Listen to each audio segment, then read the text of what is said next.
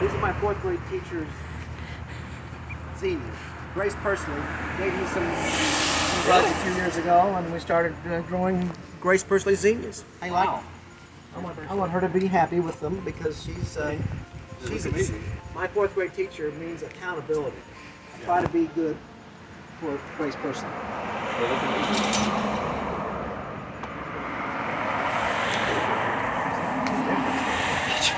Wow. Was she yours? Yeah. No. Was she still teaching when you were? Yes, she was. Yes, she was.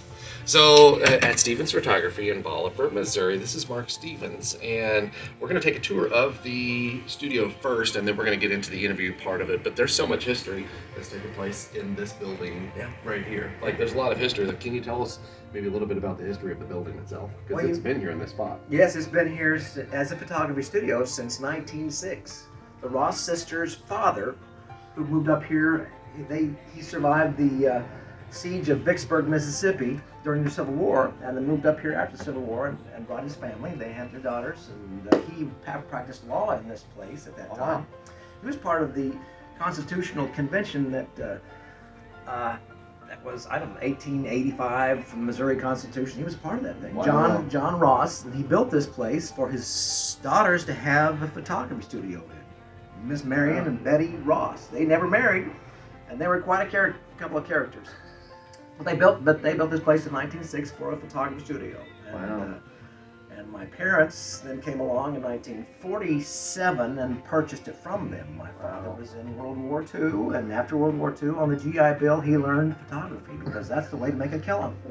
I was raised here. My brother, and myself, and my sister were raised in this building upstairs.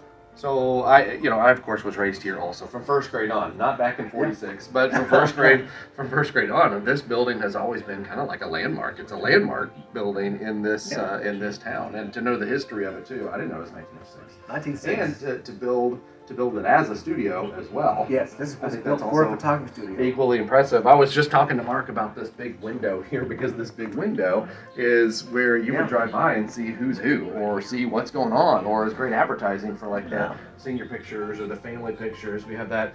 I was just talking about that picture there of the late great Doug Potts and his family as well, and it's tremendous. And so I wanted to start in the studio so we could kind of work our way around. Will you do me a favor and show me the Dunnigan brothers? If you're a Bolivar person, or if you're a Bolivar person, I think this is cool. Let me just pull this out here. Right shortly after they finished completion of the studio, the Dunnigans had their Miss Ella Carruthers Dunnigan. And THB, her husband, brought their little boys down here, and they were photographed here in 1906. I mean, just months, weeks after the building was built. And this is Mr. John, and this is Mr. Benton. Is that a football?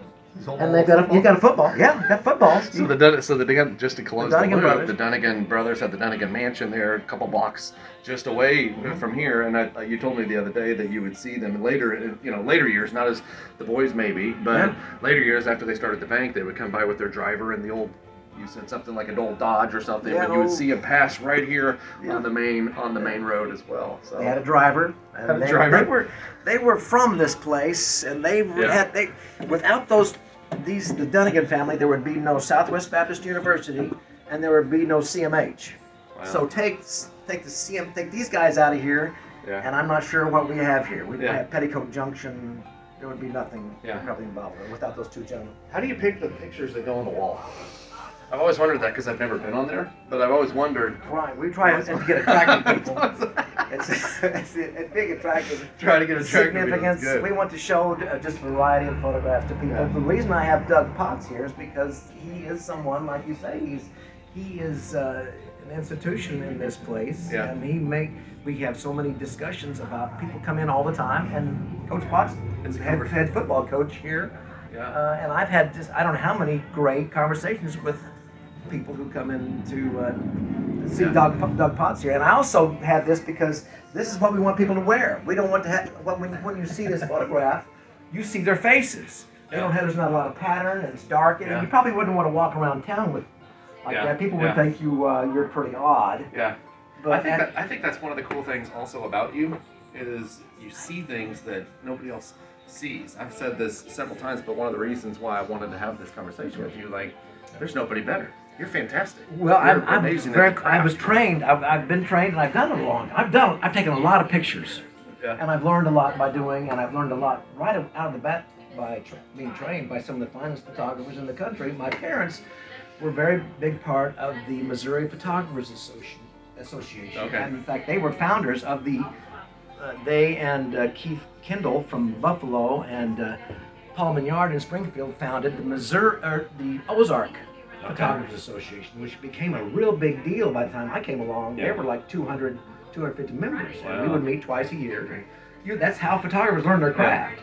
Unfortunately, I think some of the craft is lost now because photographers don't tend to get together and learn the craft from one another. But the learning curve is maybe different. That's one of the fun fact trivia games that you can play with, Mark. Because I've seen you do this. Somebody mentions a town in Missouri, and you're like, oh, do you know so and so? They have the photographer shop there, and it blows people's minds. Yeah, that's how we did it. You learned by other photographers. You learned by going to their studio and say, oh, I'm going to go home and burn mine and make mine like yours.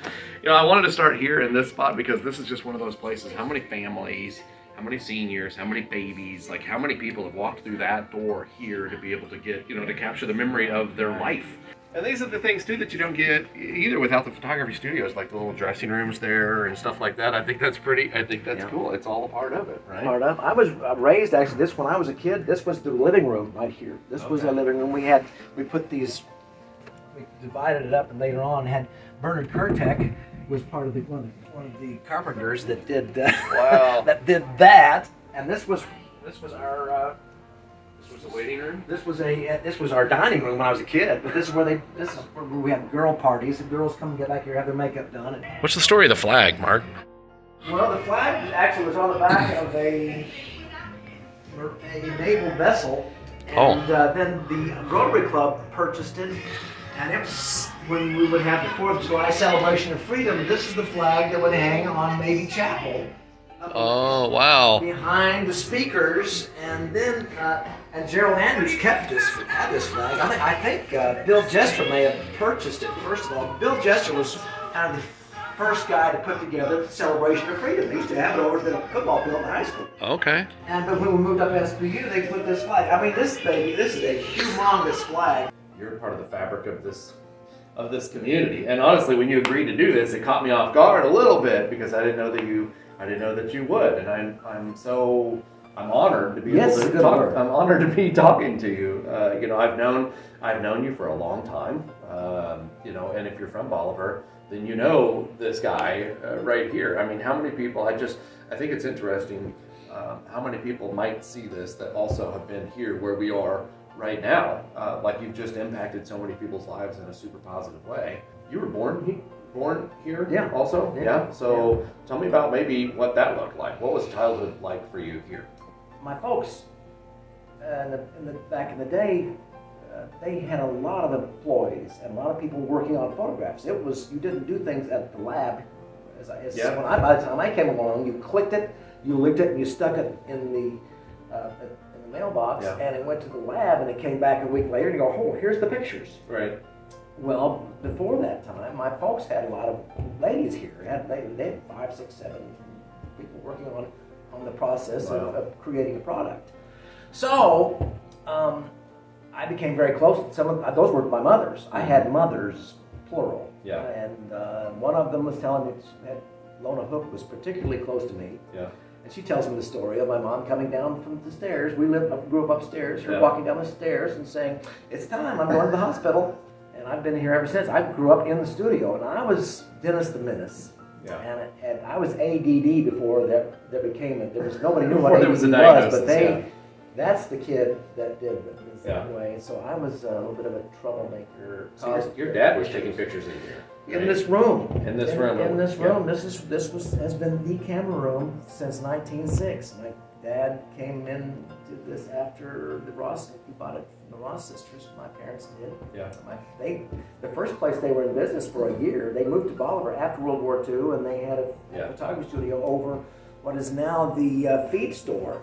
The second floor was the studio, and the third floor was where they lived for a year. That's where my brother Mike came home from the hospital in 1946. Right on the square. September 46, and that was actually the day my parents were to open up the studio at that time. Mike decided he was going to be born, so they had to delay the grand opening, which wasn't so grand actually. Right. but it was such a, we grew up in the studio. My sister came along in 1964, while my brother was on his high school senior trip in Washington D.C. with Woodrow Kinsey. So you're the only one that took a photography bug? Of course, Mike didn't, right? Your sister didn't either. And so, what was it about photography that kind of inspired you? Need. I had no clue. No clue. And my parents offered me an opportunity to come to work here.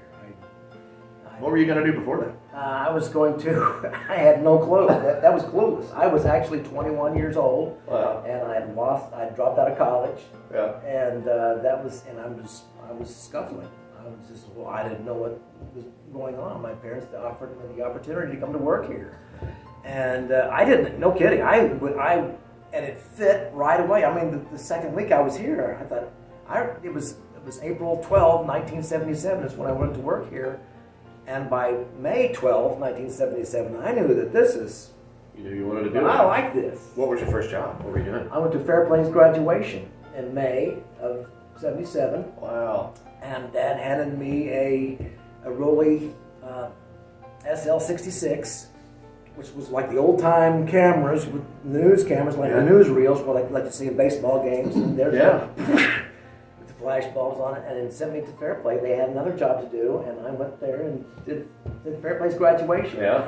I recall it was Hugh Smith gave the oratory. Okay. He and Twyla were the head of the education department at SBU. Think of all the teachers that come to SBU. I've gotten to be such a little bitty part of so many things, and I'll never forget that. Oh, you've been a big part of a lot of things, and I think that's impressive, right? It's cool to be able to kind of sit back and be able to say, I had a hand in that humbly, right? Not conceited, but humbly to be able to say. Reality is that the picture's much bigger than I. Your personality that comes through if anybody's had a picture taken by your personality that comes through, super interactive, super playful, where did that, have you always had that? Yeah, that's the thing that was one of the things that fit me. You have a camera in your hand and you have the passport to, I'm going to jump in your stuff and we're going to have fun doing it. And people let me in. That's those intangibles that you had that was maybe played into part of the reason why you dropped out of college. I don't know. You were playful, but hey, where are we going tonight? I'm in. Let's go. But here's an occupation that says absolutely you can use that in the real world. And you're hitting it. I love it. I love it. Fit exactly the reason why college didn't work, and the reason why this does. This does. I mean, I'm in. Let's get something going here. Yeah. And let's see what we're doing, and I'm ready. So you mentioned earlier that the Dunnigan brothers had their picture taken here in this room. Yeah. Any other cool stories from this room that you want to talk about? Oh my! I don't put you on the spot. I don't know where to begin, but what really is the volume. Is the volume of people that I've got to do this with, man. Here in this close space, and it's something I'm really going to miss. Yeah. But it's the body of work has been actually the relationships I've had right here with the Griswold family, and each one of you guys growing up. And I'm going to have a little struggle here because this is a big deal in my life, and to see it passing away. But it's the volume of people that I've gotten to know right here and become friends with. How many people have your work hanging in their homes or in the schools, or like this is and you're a photographer, but you're much bigger than that. And the question that I was going to ask you was like, what is it that you would want to say to the people that allowed you that piece of their life, that trusted you with that piece of their life? It's a genuine, and I got this from my parents. Everything's passed down. It's in the DNA, and it's in what I observed, was that my parents really did appreciate. They really gave people credit for the best of them. They didn't see people through the lens of, well, look at that. I mean, my gosh. You would hear them talking about people, and they engage people that way and give people credit for the good that they have. And that's what, I think that's really an entry-level point into how I engage people, is that I really appreciate the glory of you, the joy of getting to know each and everybody. Now, not everybody's like that, and I walk away sometimes going, "Oh my gosh, did you hear that? Well, get me out of here." But no, but generally, that's it's a gracious look at other people. It's learned a little bit, but I think it's in the DNA. You just kind of and my spiritual side of my life is fits right in with that. It's that man is wonderfully made, and people are an expression of God. Isn't it cool though, the perspective that the epiphany, I guess, that you have, like I'm able to be who I am through Christ, who made me to do the thing that I'm doing. Like it all fits. Like I'm using the intangibles that God gave me to be able to fit together and also provide and impact people's lives. You know, for me, and it might be like that for you, like, you know, I want to see how I can positively impact people's lives. I just want to make a difference in their life. That's what I want to do. And I think I get a lot of that from you as well. Like you're genuine in how you go about doing your business. You're not just trying to accomplish the task. Like you genuinely love it and want to do the best job for that person or that family or whatever it is. My life is really, if there are words that can describe, it's grace and mercy. I'm given a whole lot of credit that I don't deserve. Yeah. And that's the grace part. If I can't put that on to somebody else, then I don't get it. Yeah. The other thing is mercy, is that because the blame that I should have gotten for the bad stuff that happens. Sure. I get mercy instead of that. Those are the two words that define my life. That's great. So if I can pass forward some of that I'm shown. Now you kind of move to this next chapter of life. So what's that going to look like? Susie, for the last 20 years of my life, I've had a remarkable. Speaking of grace and mercy, I've been given this amazing partner in life, as you have. Right. Yeah. And I don't know what you guys. I know you, but I don't know your story. But I know it resembles on the outside looking in mine, and I am so grateful for Susie. And we both have our walk is very similar in life, and what is significant about each other is. To each other, we share, and that's our family, and that's people. Beginning with our kids. Yeah, you're not the first. You're close. You're down the list. Honey says I'm the only one here, though. I'm here for this moment. But anyway, it's about our family. It's about kids. It's about other people, and then how we navigate that. It's going to what it looks like going forward. And we've got a lot of years ahead. Right. What's your legacy, or what do you want your legacy to be? That we impacted other people's lives in a positive way. That's what we want. That's what I want. Again, I think the last job I will have will be with the 3-year-olds at church. Yeah. I mean, that is so significant and has grown to now. That is a part of us. Susie and I are, we thought 10 years ago, are we done? Can we? Because sometimes you come home and it's been one of those days at church with the kids and the cute and the crying and whatever and all that. But not anymore. That went away a while back. That's what we want to do is that. I appreciate you taking the time to do it. It's a great honor. This is more than I. Even if it was, if for nothing else, if it was self-serving, and I just had the chance to be able to sit down with you, I appreciate it very, very much. Just to hear more of your story, and I appreciate your transparency with that. Thank you, Matt.